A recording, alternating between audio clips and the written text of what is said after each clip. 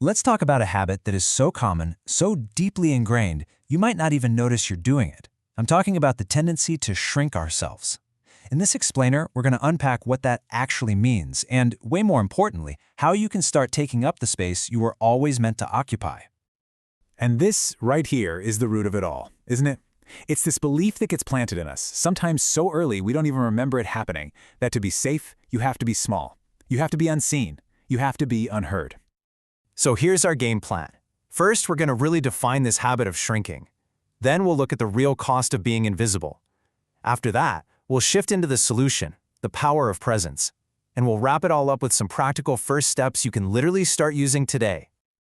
Okay, so what is this habit of shrinking? It's not one big, dramatic action. It's actually 1,000 tiny, subtle things we do, often every single day, to make ourselves seem just a little bit smaller, a little less there.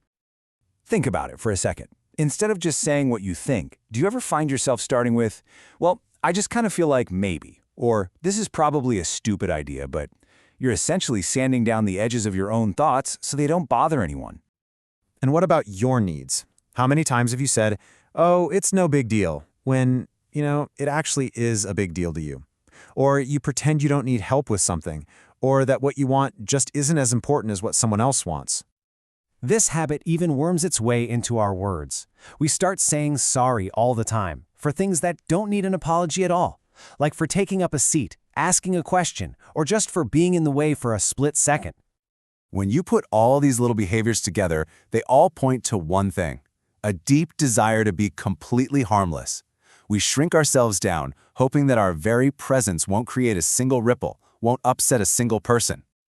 Now you might be thinking, this just sounds like being polite, but the long-term cost of making ourselves invisible, it's incredibly high. This goes way beyond just being accommodating. The real cost comes down to these 3 major disconnections. Every single time you shrink, you put a little more space between you and your own voice, between you and your own truth, and ultimately between you and your own power. It's like a slow, quiet fading away. And this is the really dangerous endgame. After years and years of practicing this invisibility, the lines get totally blurred. That feeling of being safe gets so twisted up with the act of erasing yourself that you can't even tell the difference anymore. Okay, so we've spent some time on the problem. But what's the solution?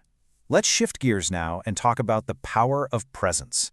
And here's the thing. This isn't about becoming someone you're not. It's about finally allowing yourself to just be here.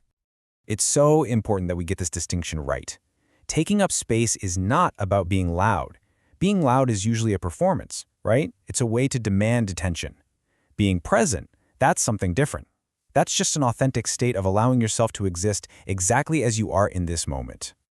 So this is what we're really talking about when we say taking up space. It's the simple act of letting yourself be seen and heard for who you really are. And the 2 key ingredients here are without apology and without over-explanation. You don't have to justify your right to exist. So, in your everyday life, what does this look like? Well, it's speaking clearly instead of mumbling. It's directly saying what you need, it's being honest, and then just stopping, without adding that whole paragraph of justification. It's letting yourself be seen by others without that feeling of wanting to just collapse inward. I want you to really let this one sink in. That feeling of being too much that so many of us have, it's usually just a sign that you've been trying to squeeze yourself into a space that was way too small for you. You were never, ever meant to be invisible. All right, let's get practical. It's one thing to understand all this, but it's another thing to actually do it. That's where the real change happens. So this last section is all about your first steps. Small, totally manageable things you can start doing like right now. Here's a really simple 2-step practice. Step 1. Just choose one small way you're going to take up a little more space today. That's it. Then, step 2, at the end of the day, just acknowledge it. Finish that sentence. It's a tiny act, but it builds awareness and starts to lock in that new habit. So what could that first step be? It doesn't have to be some huge dramatic thing. Maybe today you just share your actual opinion in a meeting, or you ask for what you need without a ton of apologies. Or maybe you just catch yourself before you say sorry when you haven't done anything wrong. It could even be deciding to leave a room where you feel small. Just pick one. Now, if you want to go a little bit deeper, let's do some reflection. Ask yourself this question and be really honest. Where do I shrink? Is it at work, around certain people, when I feel insecure? The first step is just noticing where and when it happens. And now for the big one. Let's get right to the heart of it. What exactly feels so unsafe about being seen? Are you afraid of being judged, of starting a conflict, of being rejected? When you can name the fear, you can start to take away its power. Here's a pretty cool physical practice you can try to support all this. See, your body is what holds on to that fear. And by doing something as simple as humming, or letting out a big sigh, or just making some gentle sounds, you actually stimulate your vagus nerve. That sends a signal to your brain that you're safe. It helps your body learn, on a physical level, that it's okay to be heard. And there's only one rule for this practice: absolutely no judgment. This isn't about singing or sounding good. It's just about feeling the vibration. Just let the sound come out and give your voice permission to take up a little bit of space in the world. So, after exploring all of this, it really comes down to one final, powerful question for you.